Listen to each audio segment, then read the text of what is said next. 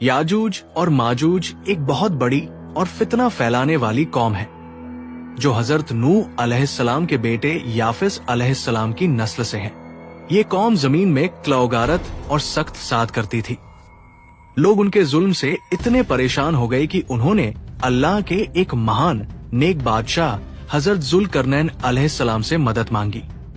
हजरत जुल्करनैन वही शख्सियत है जिनका जिक्र कुरान मजीद सूरह अल कहफ में साफ तौर पर आया है, जिन्हें अल्लाह ताला ने हुकूमत, ताकत और इल्म अता फरमाया था।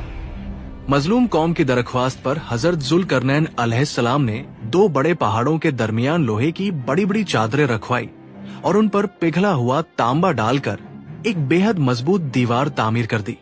इस दीवार के पीछे याजूज और माजूज कैद हो गए और वे न तो उस पर चढ़ सके और न ही उसमें सुराग कर सके। हदीस के मुताबिक याजूज माजूज रोजाना इस दीवार को खोदने की कोशिश करते हैं। शाम को कहते हैं कि कल इसे तोड़ देंगे, लेकिन इंशा अल्लाह नहीं कहते, इसलिए अगली सुबह दीवार फिर वैसी ही मजबूत हो जाती है। जब क्यामत का वक्त करीब आएगा तो अल्लाह उनके दिलों में इंशा अल्लाह कहना डाल देगा और दीवार टूट जाएगी।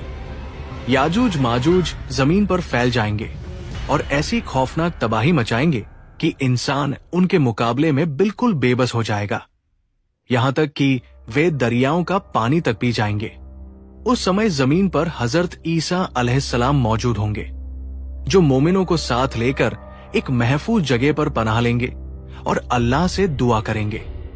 फिर अल्लाह ताला याजूज माजूज की गर्दनों में एक खास किस्म का कीड़ा पैदा करेगा और वे सब एक ही वक्त में हलाक हो जाएंगे। उनकी लाशों से जमीन पर बदबू फैल जाएगी।